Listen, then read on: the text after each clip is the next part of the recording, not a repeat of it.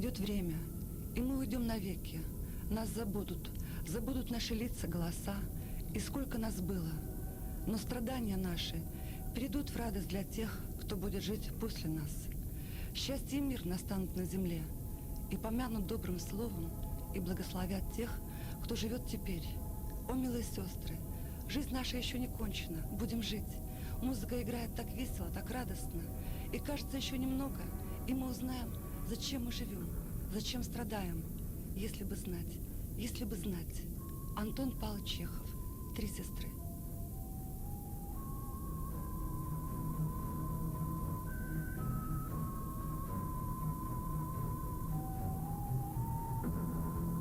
Как-то в институте, где я училась, нам, студентам, дали задание сделать режиссерскую экспликацию пьесы Антона Павловича Чехова «Три сестры». Проще говоря, нужно было изложить на бумаге свое видение пьесы. Я долго и мучительно думала над этим. Ведь если вспомнить пьесу «Три сестры», то, пожалуй, трудно пересказать ее сюжет. Живут люди, пьют чай, разговаривают, ходят на службу, в гости, страдают. Собственно говоря, в чем же их трагедия? Режиссерское решение пришло неожиданно. Я вдруг увидела, что эти люди живут на чемоданах. Представляете? Комоды, кресла, столы. Вся окружающая актеров декорация состоит из разных по размерам и по цвету старинных чемоданов.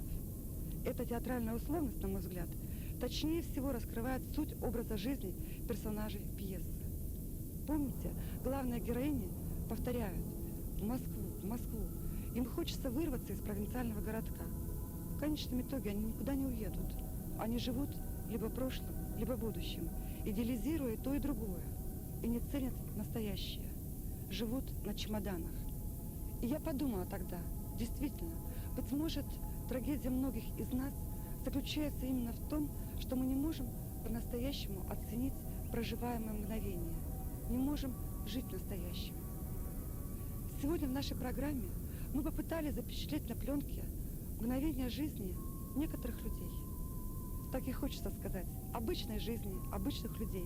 Но нет, все-таки необычной жизни и необычных людей.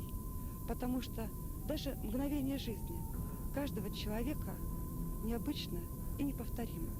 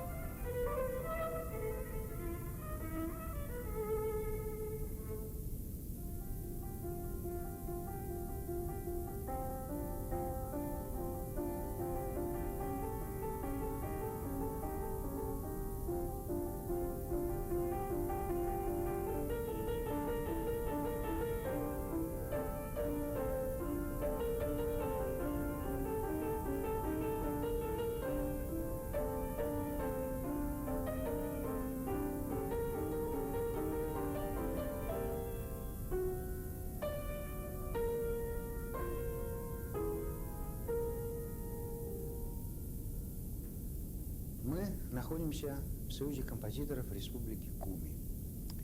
У нас очередное заседание. И вот мне пришло в голову, что, пожалуй, это первое появление композиторов на экране, всех вместе, за всю 20-летнюю историю нашего Союза. Удивительное дело, нас не знают. Нас не знают, это связано с многими причинами, и с тем, что наша музыка звучит не слишком часто, а то и совсем не звучит, в общем, не по нашей вине, не всегда по нашей вине, по крайней мере. Здесь очень много причин, вот одной из которых можно назвать то, что мы можем играть на рояле, но мы не можем петь хором, и мы не можем играть оркестром. А так как мы пишем камерную, симфоническую, хоровую музыку, вот это одна из причин, по которой мы не звучим. Другая причина связана с тем, что для того, чтобы все это озвучить, конечно же, нужны какие-то средства, нужно платить хору, нужно платить оркестру или как минимум дирижеру, что не всегда нам удается, так сказать, пробить. Вот, так что вот у нас сейчас такое собрание, что мы эти-то моменты не обсуждаем, для нас это, в общем, самое, наверное, больное. Мы занимаемся своим делом. Вот сейчас мы будем смотреть музыку Иры Блинниковой. Ничего, что я так Ира говорю? Ирина Блинниковна, ничего? Можно? Вот. Ирины Блинниковой. Это мюзикл «Гришунин на планете лохматиков», который написан на сюжет Елены Габовой, а либретто, разработка либретто принадлежит Юрию Клепикову, возможному постановщику этого спектакля. У нас состоялся худсовет в театре, на нем присутствовал тогда не весь союз, мы с Татьяной Павловной были, Харитоновой, на этом, и, в общем, можно сказать, я часто бываю на этих худсоветах, что этот худсовет прошел, ну, можно сказать, триумфально. По крайней мере, не было каких-то очень уж серьезных претензий ни к музыке, ни вот каким-то сценическим наметкам. И, то есть музыку, в общем, композиторы знают. Нас сейчас интересует следующий этап сочинения музыки, создание партитуры. И вот один номер или два номера мы послушаем и потом попробуем разобрать.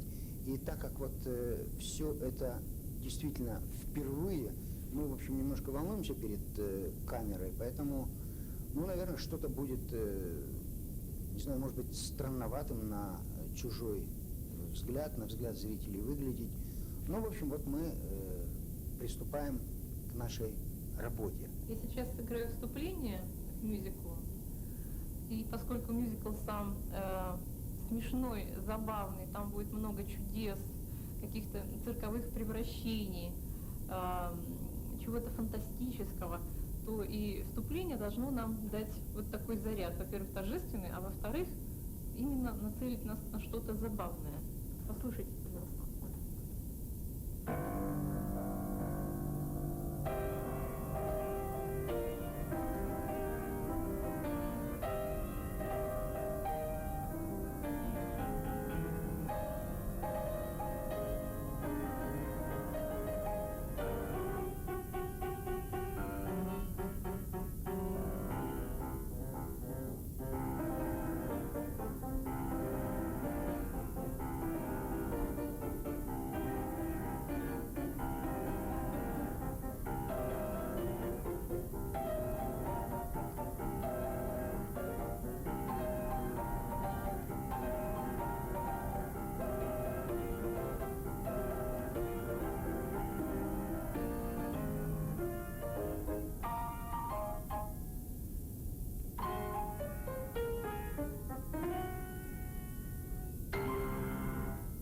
Вот мы прослушали вступление, так это для того, чтобы войти в атмосферу. Ну и продолжим нашу Гришуню, не нашу, вашего Гришуню на планете лохматиков. Сейчас мы посмотрим в партитуре один номер, прежде чем Ира будет играть, давайте познакомимся с оркестром, потому что, я не помню, вы в конце концов пошли на это, я предложил небольшой состав оркестра, вот исходя из музыки. Я сам очень люблю этот состав, нередко для него писал. Одинарное дерево, и что там медь? Какая? Медные какие инструменты? Медные, 2 валторны, 1 тромбон, 1 труба. Вот так. 2 валторны, 1 труба. Нормальное, четырехголосие, для четырехголосия Да. Нормальное. Ну, пятиголосие может чуть мало. Ну, у нас фагот есть. Не, нормально. Фагот есть. Да, хороший состав, по-моему. А я еще добавила арфу. Ну, это вообще. Как раз, а ударные есть, да? Вот ударник, мне сказали, что взять лучше одного Одного, ну, чтобы он человека, играл, чтобы он да. направлялся на разных ударах. Это, Да. конечно, для композитора задача не из простых, потому что хочется и того, и другого, разных ударных. Но один человек не все может сделать одновременно. К сожалению, 2 руки, Да, оказалось, как выяснилось. Ну что, давайте тогда, значит, напомним, кто забыл, кто у нас такая Соня, и послушаем. Да, вот я недавно закончила инструментовку колыбельной Сони. Это она завершает 2-ю картину, вот эта колыбельная. И, значит, кто такая Соня? Это на планете лохматиков такой персонаж, очень симпатичный, который утешает мальчика Гришуню, который сначала попал на планету неведомую и растерялся. А эта девочка очень добрая, сочувствует ему и дает ему даже спелое яблоко в конце. Вот. Когда она споет, она ему даст спелое яблоко. А лохматики приняли сначала Гришуню ну как сказать, не то что недоброжелательно, но по-своему, и посоветовали мы ему есть кислые яблоки. А вот Соня вот такая добрая девочка. Сейчас колыбельная доброй девочки Сони.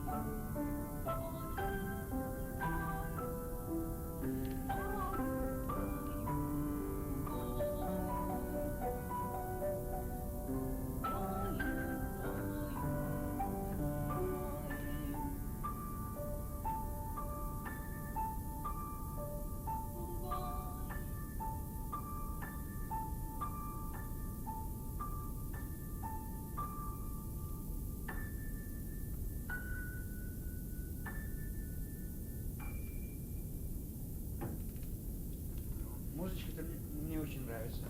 Я сам как-то, по-моему, да мы все, наверное, написали по ни одной колыбельной, да, ведь? Это симпатичная музыка. Ну что, есть какие-нибудь советы в плане оркестровки? Меня смущает, что это карандаш. Я очень боюсь, у нас самый главный человек для партитуры – это переписчик. И вот когда ему не нравится почерк или еще что-то, ну просто не рискнула, да, сразу в черниле. Ну что, Михаил Львович, это очень, конечно, нет. Пока это в карандаше. Так потом переписывать? Думаю, что я лучше обведу, чтобы ошибок не было. Ну вот эту партитуру уже видели Станислав Петрович и Валентина Евгеньевна. Кое-что посоветую. Симпатичная партитура, в принципе, очень прозрачно написано и, на мой взгляд, красиво должно звучать. Кто у нас, кто играет эти, это вверху, это Ну вот глюки? там много будет колокольчиков, да. Мгм. А колокольчики? Это, вы знаете, там меняется. Дело в том, что здесь два куплета, еще есть вступление и заключение, поэтому там есть вариации.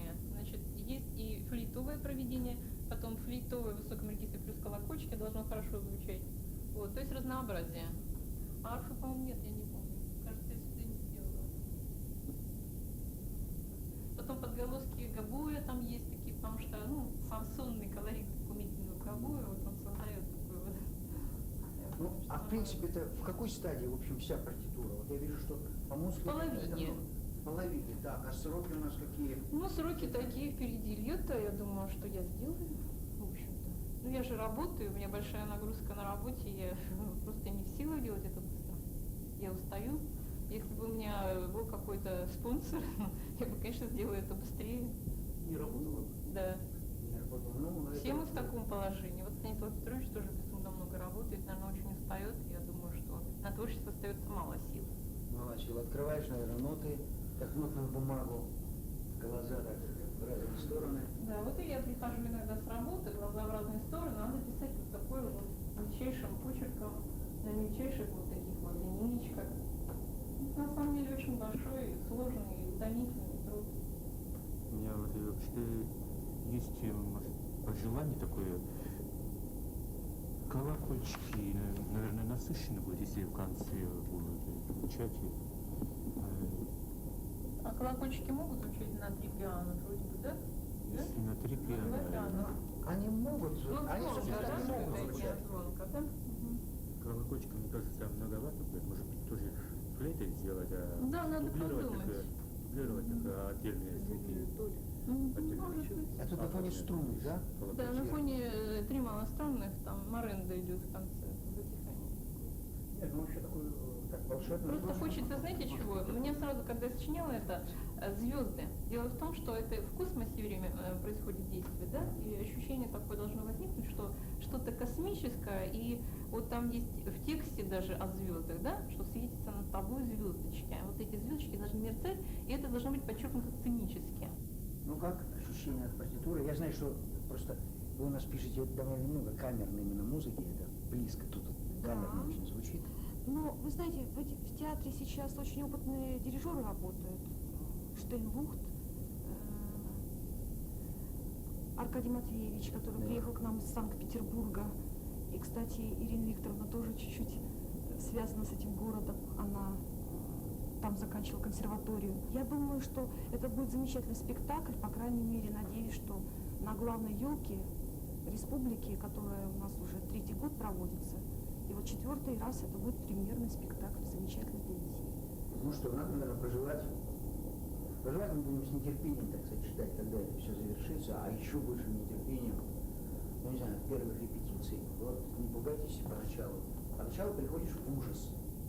Мне предупреждали. Звучит музыка совершенно не то. Там где-то сам виноват, где-то ошибка переписчика, где-то неточная нота, где-то там ты забыл поставить пиано, предположим, или крещендо, Да. и вдруг там что-то бабахнуло. А вот у меня недавно был случай, ну вот это же надо такому случаю. Звучит такое волшебное место, кантата исполнялась. И у меня была партия арфы, там был такой глиссандо, и вот переписчик, я не знаю, что у него перекосилось, именно это место он написал в валторну, глиссандо валторну. И там, помните, по септаккорду это все идет резко, и вот звучит такое волшебное место, вот, я говорю, чего такое? Что написано? Давайте еще раз играем. Я чуть с ума не сошел. А потом вот, в конце концов, так что к этому надо быть готовым. Понятно. И это нормально. Но ничего, это нормальное совершенно. Мне еще посоветовали даже на всякий случай оставлять место, вот строчку, допустим, да, мало ли что. Вот, да. Вот, например, бывает так, что ты написал для 4 валторн, а там 3, и это должен сыграть фагот. И хорошо, если фагот. Да. Я хочу сказать, что вообще-то говоря, мы не всегда хвалим друг друга так часто. Во всяком случае, мы не будем себя ругать в присутствии телевидения.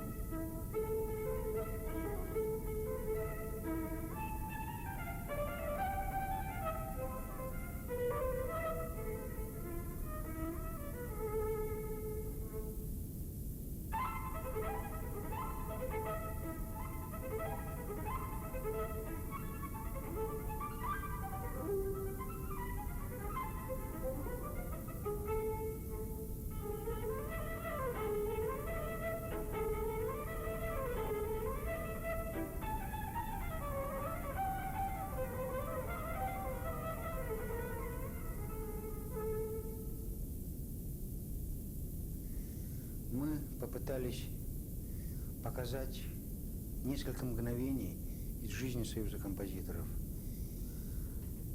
Это попытка дать хотя бы визуальное представление о композиторах, которые сочиняют академическую музыку. Это попытка познакомиться.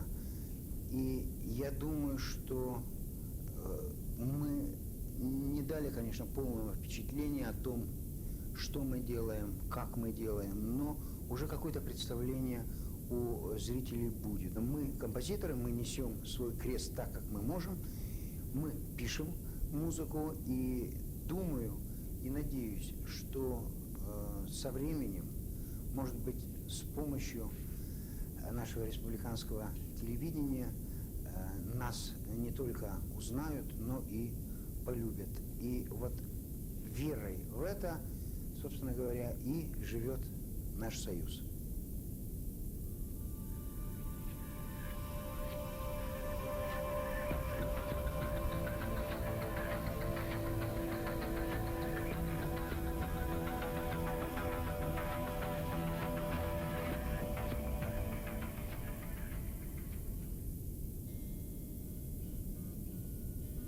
С книжной графикой Коми я познакомилась давно по книгам для детей с иллюстрациями художника Аркадия Мушева. И лишь спустя несколько лет узнала, что именно с книжной графики в Республике Коми начиналось становление изобразительного искусства. При встрече с Аркадием Васильевичем мы вспомнили мастеров, которые стояли у истоков художественного оформления книги. Первым основоположником, серьезным основоположником, значит, коми-книжной графики был Валентин Викторович Поляков. Это человек, который положил фундамент, что ли, всему изобразительному искусству в коми-крае.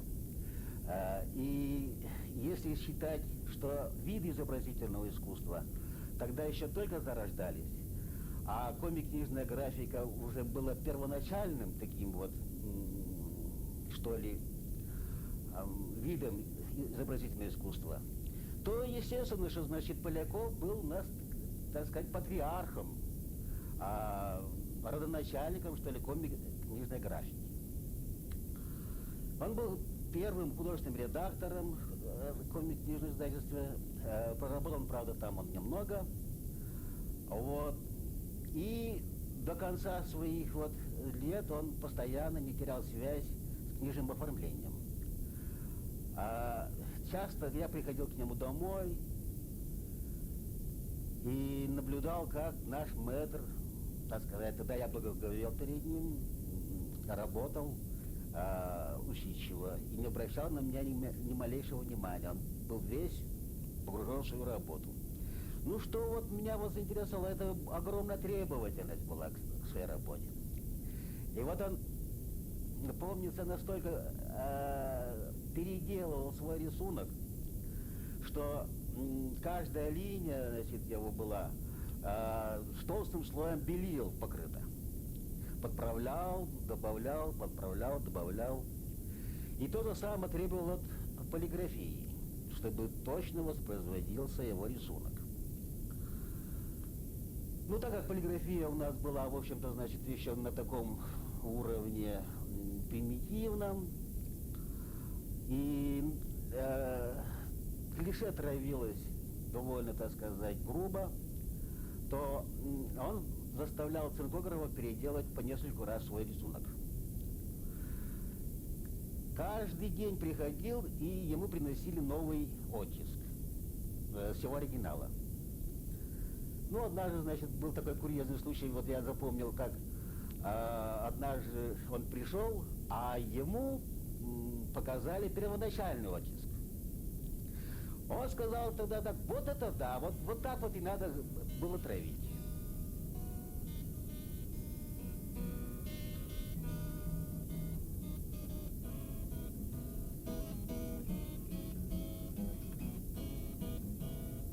Более 30 лет занимался художественным редактированием в коми-книжном издательстве Михаил Павлович Гнусов. Им были оформлены многие детские книги на коми и русском языках.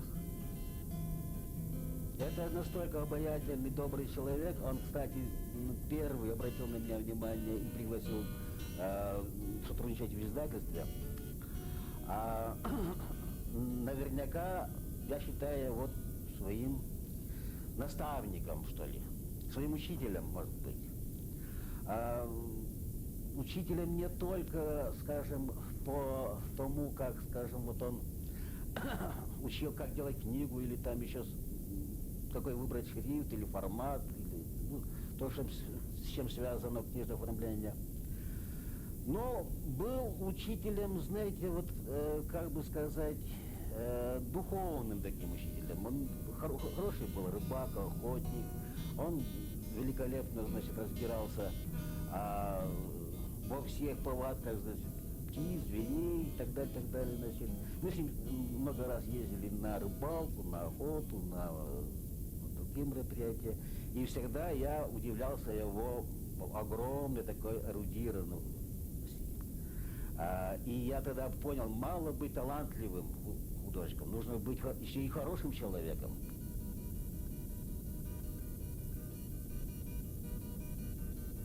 Детство и юность Аркадия Мушева прошли в Кудымкаре, в столице Коми-Пермяцкого округа. В школе он хорошо рисовал, но поскольку в семье это занятие считалось несерьезным, он поступил учиться в лесной технику.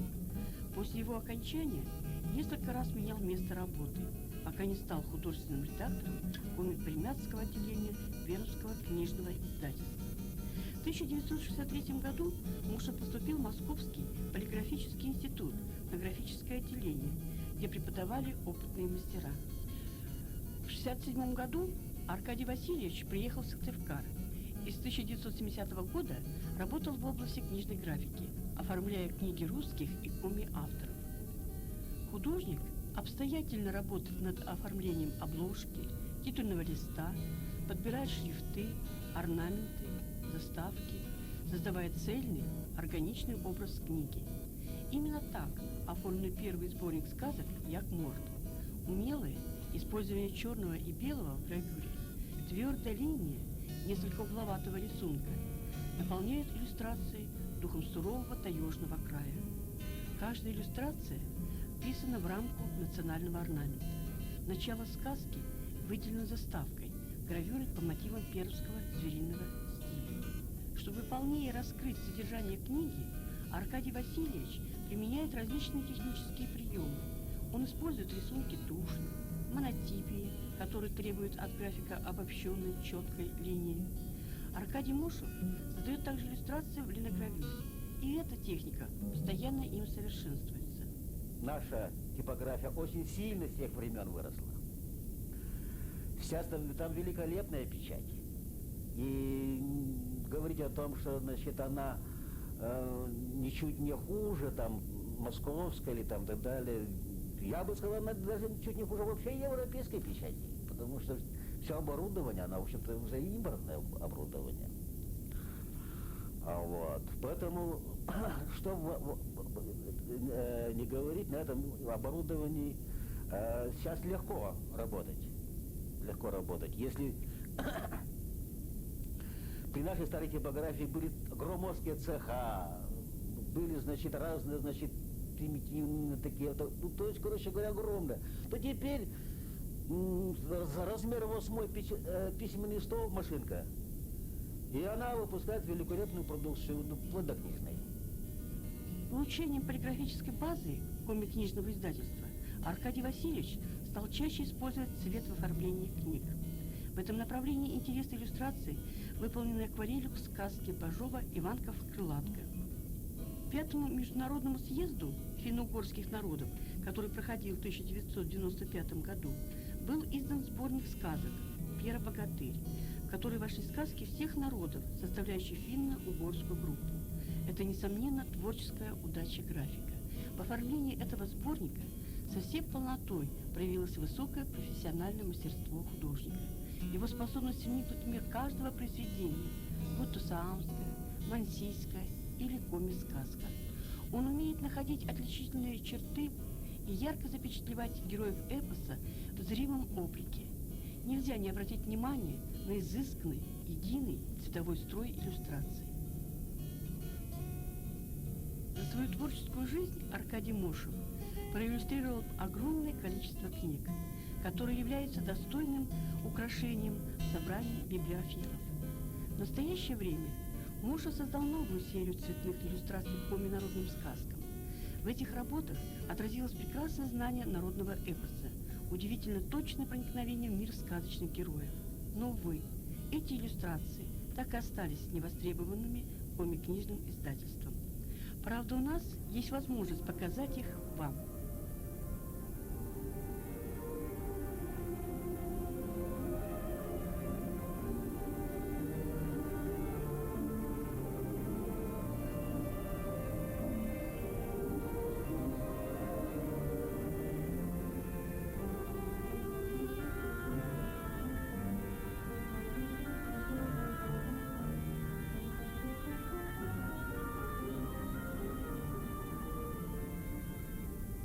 Был я как бы у истоков коми-книжного издательства. Был в какой-то степени у истоков вот журнальной графики Чушканзи, детского журнала «Пекин».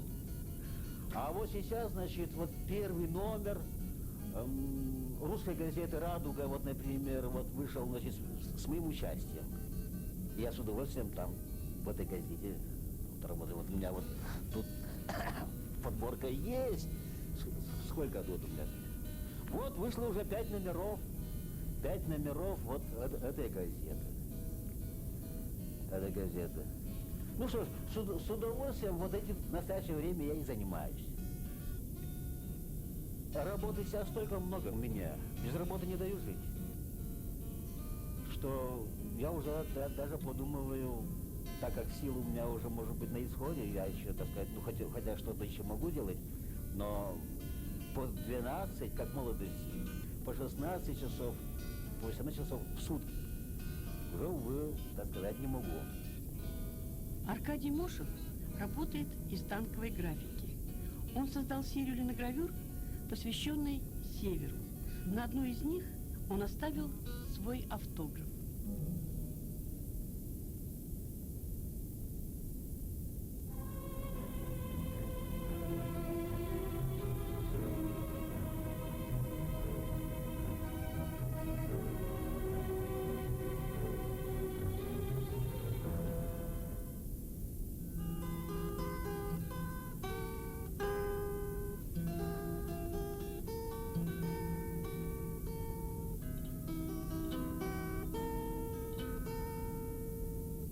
Мы сегодня в гостях у Аркадия Пантелеймоновича Калимова, человека, который отдал искусству более 30 лет своей жизни, который начинал, юность которого совпала, творческая юность, совпала с юностью нашего театра оперы и балета Республики Коми, тогда музыкально-драматического театра, который отдал много лет работе в филармонии, руководил художественной самодеятельностью, был заместителем директора драматического театра.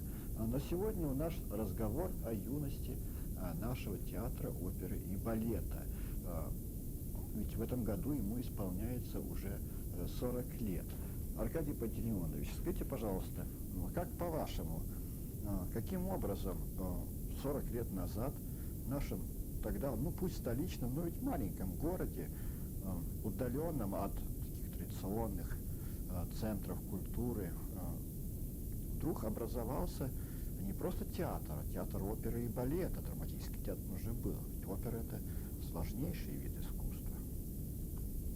Я должен заметить, что театр оперы и балета, тогда музыкальный драматический театр, не начинался с чистого листа. Вы понимаете, он был предрешен историей.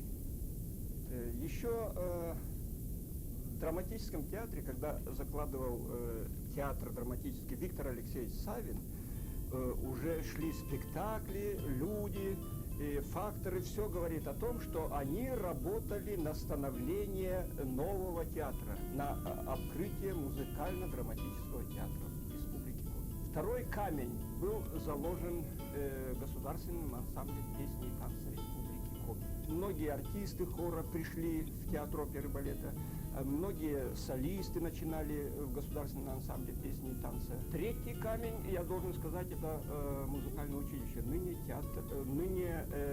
училище искусств.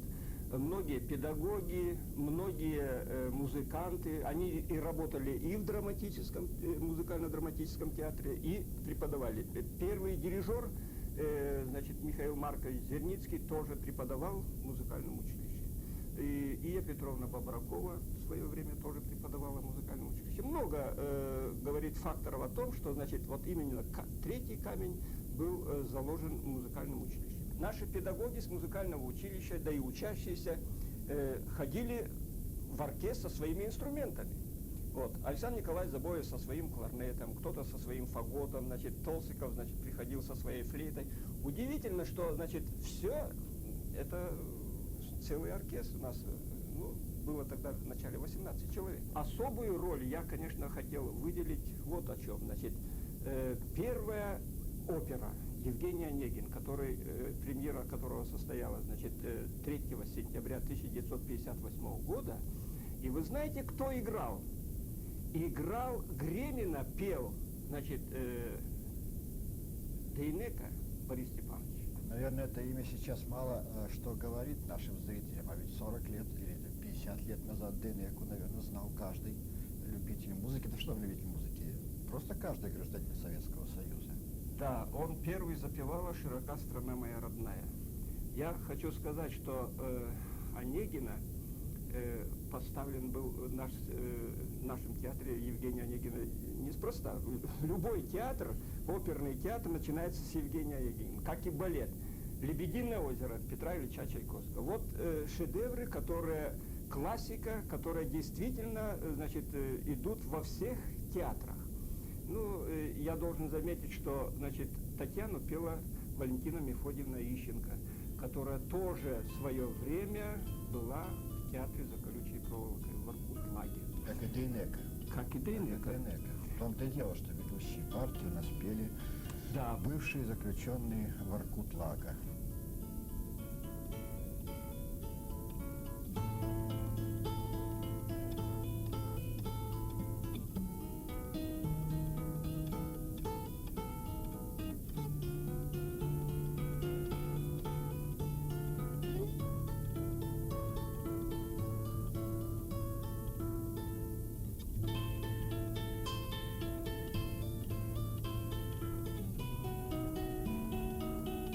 Я хочу вас познакомить с заслуженной артисткой Республики Коми, первой исполнительницей первой постановки Коми Республиканского музыкально-драматического театра оперы Евгений Онегин с Валентиной Мефодьевной Ищенко.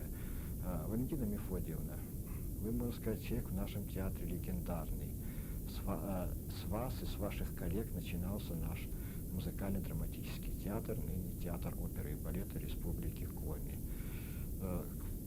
Расскажите, пожалуйста, вот как рождался первый спектакль первого музыкально-драматического театра в столице республики? Ведь не было здесь ни традиций музыкальных, не было ни специального здания, не было ни труппы первоначально. Труппа складывалась из разных людей. Вот как было, как рождался праздник первого оперного спектакля? Значит, идея зарождения музыкального театра в Республике Коми принадлежит Дейнеке Борису Степановичу, который освободился из Воркуты, приехал сюда и служил в филармонии. По мере освобождения актеров из Воркуты сюда Министерство культуры приглашали сюда. В частности, меня вот пригласили. Тогда еще был КЕБ, даже не филармония, а концертное эстрадное бюро.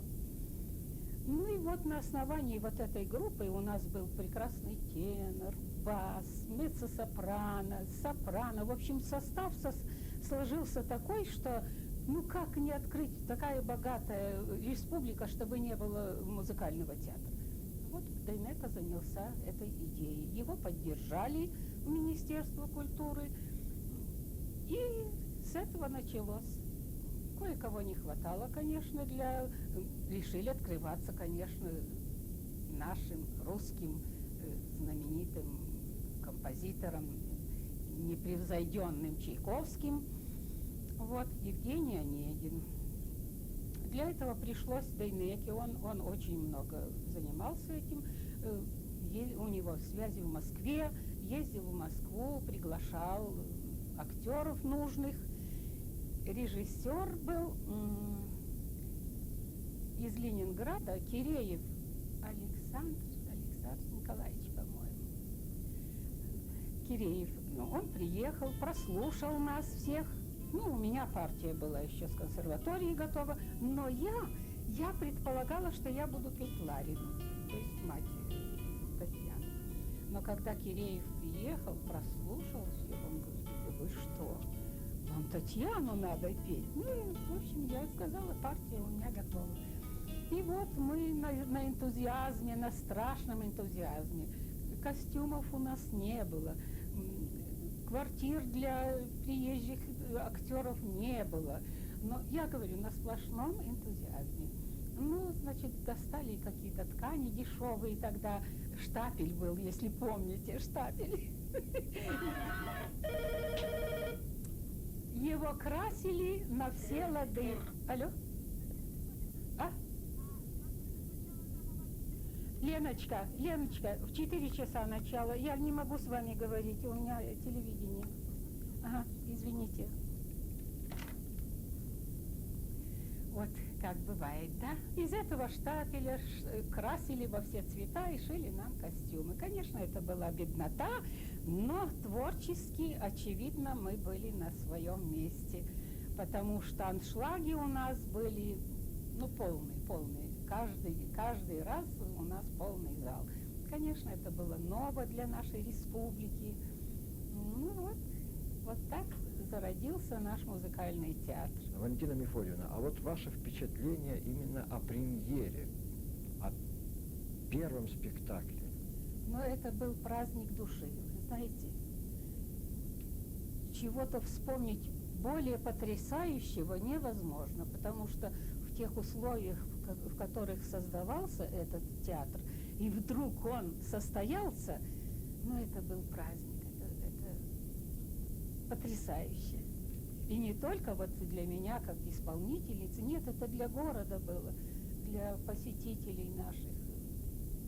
У нас не было так, чтобы ползала было, хоть и зал небольшой, конечно, и если драму взять, если взять и облсовпроф, залы небольшие, но всегда полный, полно всегда, да. И приставные там где-то доставали стульчики, как-то ставили все. Успех был колоссальный.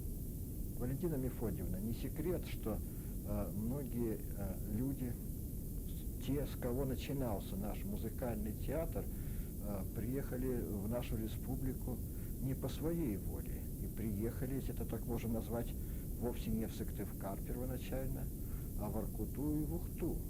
Речь идет о актерах заключенных, а сперва просто заключенных, политически заключенных советских лагерей. Я знаю, что этой судьбы не избежали и вы, что вы сперва были в Воркуте, были заключенной политической, и судьба дала возможность вам работать в Воркутинском музыкально-драматическом театре. Только после освобождения вы приехали в Сыктывкар. Расскажите, пожалуйста, если сочтете возможным, о вашей судьбе. Конечно, пожалуйста. Ну, когда меня арестовали, я, конечно, рыдала, но это естественно все. И каждый раз, когда меня вызывал следователь, я говорила: отправляйте меня куда хотите. Лишь бы я только, чтобы был театр, чтобы я пела, я певица. Вот я и во время войны я пела, вот за что меня и арестовали, там это всякое. Он говорил: вы не беспокойтесь, у нас есть и оперные театры в лагерях, и драматические театры. Ну вот, и, значит, так, и, видимо, он выполнил свое вот это обещание. Каким-то образом, когда закончилось следствие, суд, меня привезли в Воркуту. В Воркуте меня встретили сразу же, когда мы вышли из вагонов. Слышу мою фамилию, я страшно испугалась, думаю: господи, кто тут и что тут. Оказывается, уже как-то в театре знали, что едет певица, каким-то образом там. И меня сразу забрали из этого общего числа, отвели в барак, где жили актеры заключенные, которые в театре там работали.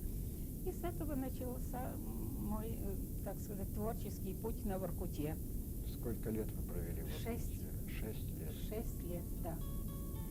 Валентина Мефодьевна отдала 25 лет счастливой творческой жизни нашему театру. Она пела все ведущие партии. Добавлю лишь, что Валентина Мефодьевна, как и другие крепостные актеры Воркутинского театра, реабилитирована и полностью восстановлена в правах. Так 40 лет назад родился наш музыкально-драматический театр, ныне театр оперы и балета Республики Коми. 40 лет – это уже возраст зрелости, возраст, когда можно подводить первые итоги. Будем надеяться, что наш театр на этом не остановится, еще долго будет радовать своим искусством жителей Сыктывкара и республики.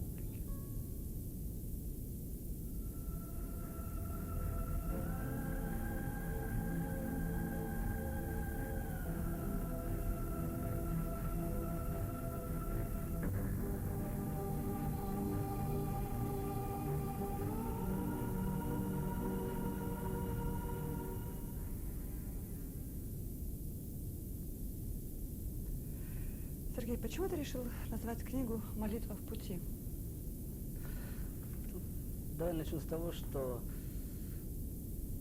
название, я прекрасно понимаю, что название совершенно некоммерческое, да? Вот сейчас один название, конечно, это уже в принципе гибель для книги, потому что она совершенно, такое название, оно не будет пользоваться спросом. Это совершенно я прекрасно понимаю.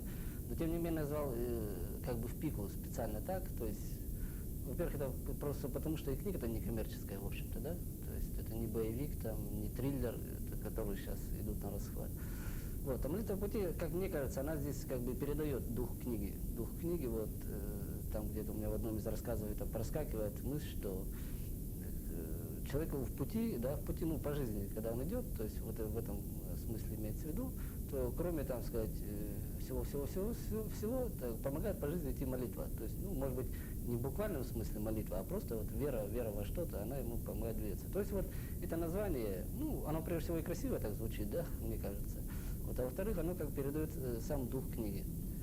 Этот небольшой сборник рассказов, вышедший в коми-книжном издательстве в этом году, результат многолетних размышлений и трудов Сергея Исакова. Несколько рассказов из этой книги уже публиковались в республиканской прессе. Один из них, по принципу абсурда, был напечатан еще в 1989 году. Возможно, некоторым нашим зрителям показалось знакомым лицо Сергея Исакова. Действительно, вы могли его видеть в популярной программе «Телекурьер» Сыктывкарской студии телевидения, где несколько лет назад Исаков работал редактором. Его последним местом работы была газета «Вечерний Сыктывкар», увы, тоже, как и «Телекурьер», канувшая в лету. Распрощавшись с должностью главного редактора газеты, Сергей стал безработным.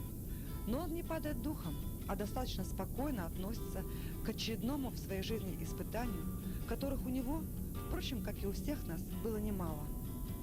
Мне рассказывали, что ты в свое время все бросил и уехал, и исчез для всех твоих знакомых, и тебя даже считали уже неживым. У тебя даже кличка, по-моему, появилась, покойник, да? Было такое дело? Было, да.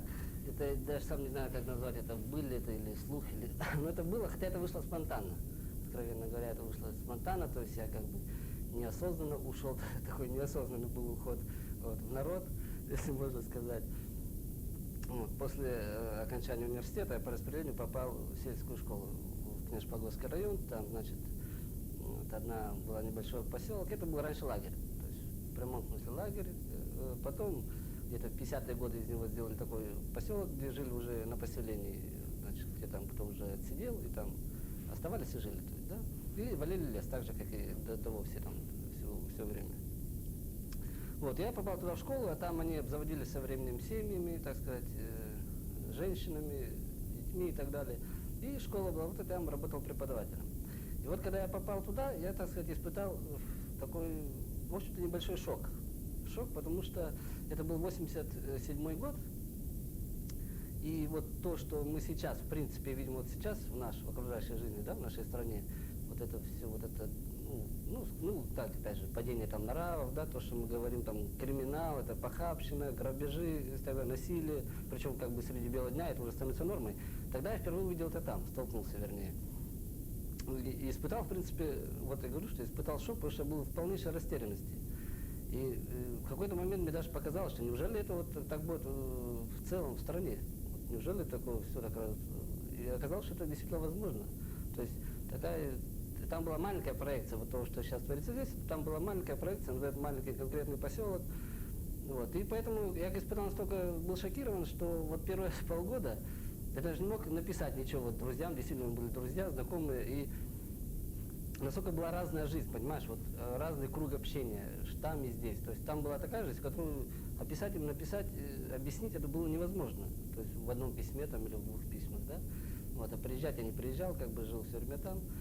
То есть вот в этом вышло так, что я пропал, не звонил, не писал, и так это вышло на 2 года, я как бы выпал, вот, адаптировался где-то через полгода вот, к тем условиям.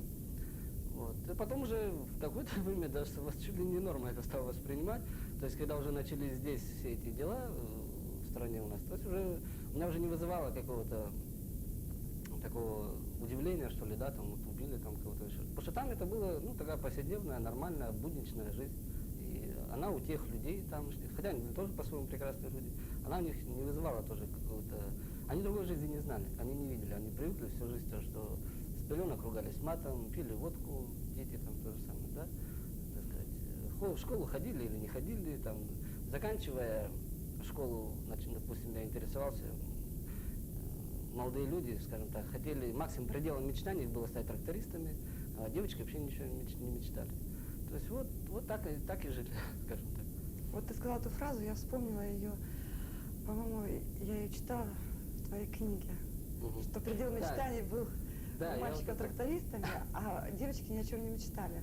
В одном из рассказов ты это сказал. Я тебя хочу, во-первых, поздравить с выходом этой твоей первой книги.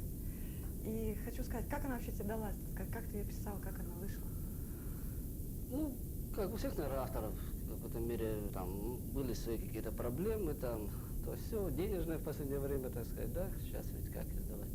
Вот, ну, а писал-то я давно уже, как бы, то есть там она состоит как бы из нескольких циклов небольших, да, деревня, условно говоря, деревня, вот эта поселковая жизнь на опыте вот этого поселка, потом рассказы такие, анекдоты забавные, да, и армейский цикл. Вот. Вот этот поселковый цикл, там несколько рассказов, если можно немножко, да, вкратце скажу. Это вот, значит, там бывший майор разведки называется, лучший друг вождя.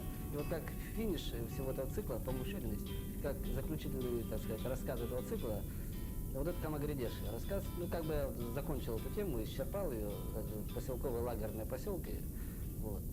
Наиболее, как мне кажется, такой сложный рассказ был, потому что он рассказ, как бы, он без сюжета, во-первых, да, без героя, и, в принципе, рассказ, то есть рамки жанра рассказа, они тесноваты, в принципе, для темы, которую я там попытался как бы изобразить. Они тесноваты, и поэтому рассказ остался, в общем-то, незаконченным. То есть, ну, объективно там уложить это было сложно.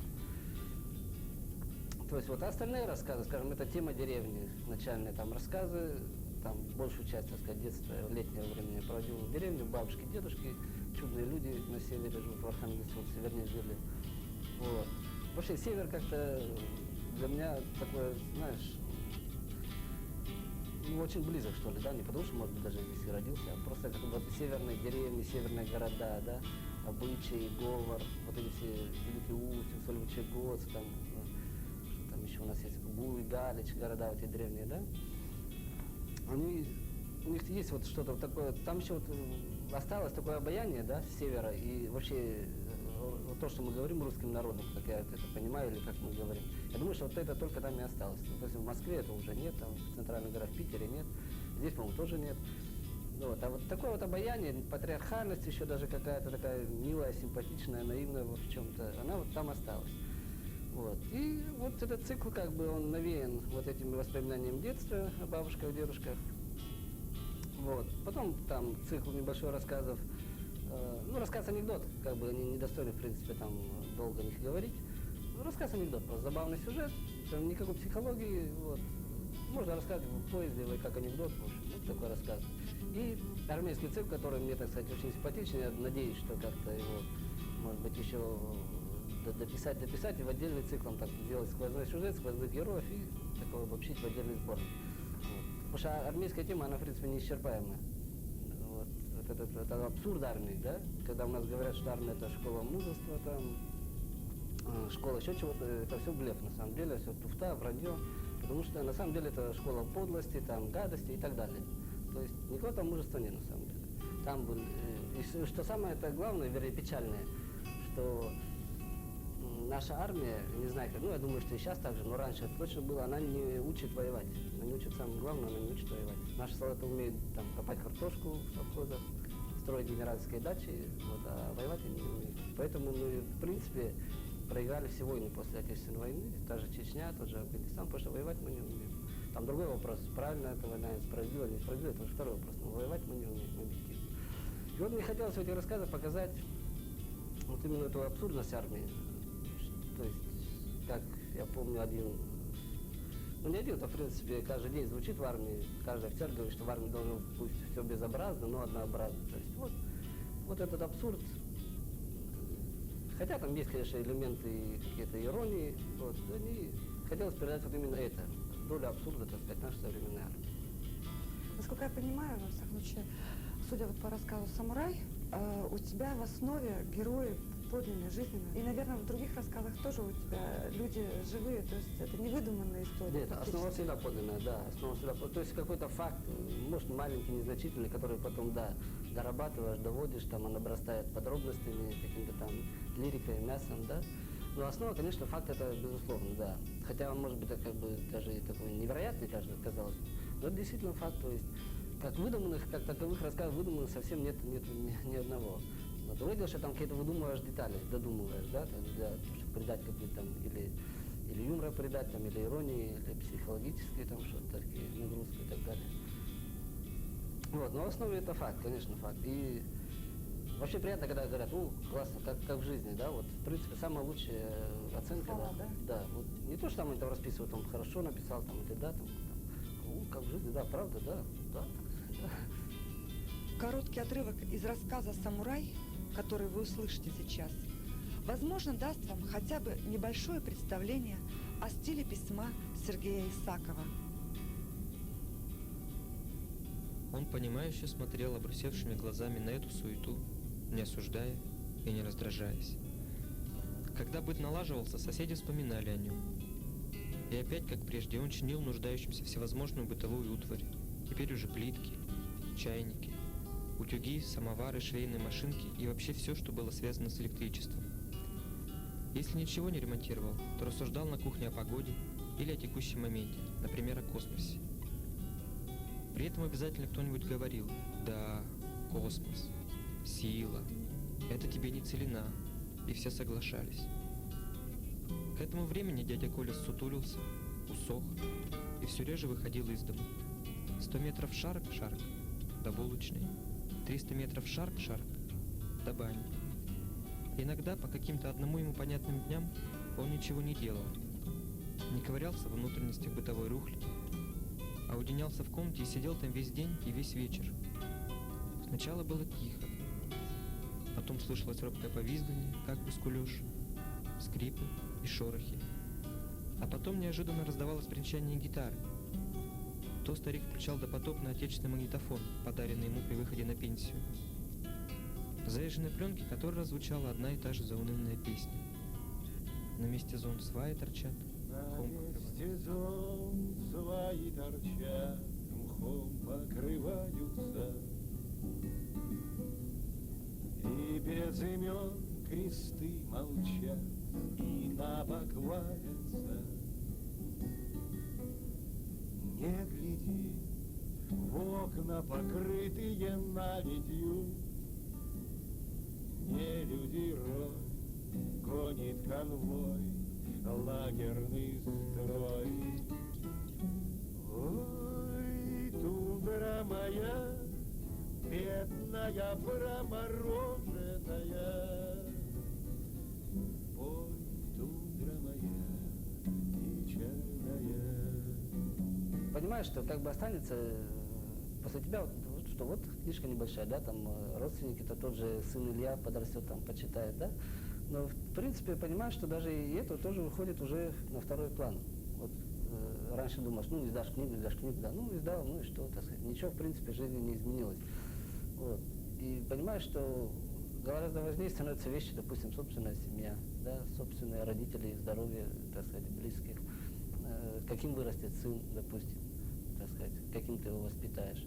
То есть, а вот эти, даже уже эти вещи, они уходят на второй план, и если, так сказать, помечтать, если представить, если бы я был, допустим, богатым человеком, да, допустим, достаточно обеспеченным, я бы вообще, может быть, и сочинительство это бросил, так сказать, жил бы в свое удовольствие, там, и, так сказать, на благо своей семьи, да, занимался бы благотворительством, там, помогал бы там бедным, нищим, ездил бы по свету, то есть вот такими вещами, потому что и это уже,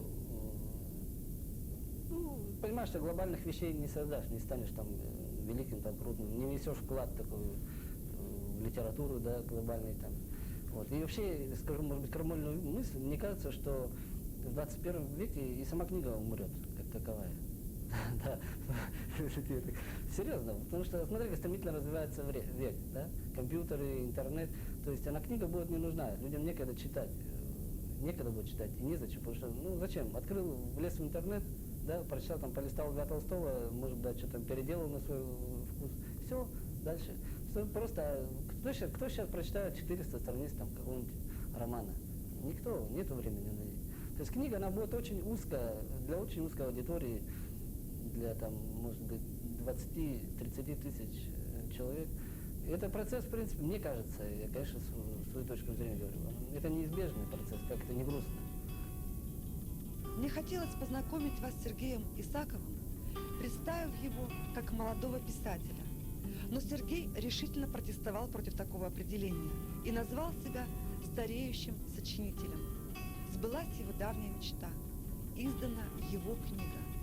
Но как чаще всего и бывает, при достижении цели мы вдруг понимаем, что не это главное. Оказывается, важнее в жизни простое человеческое счастье.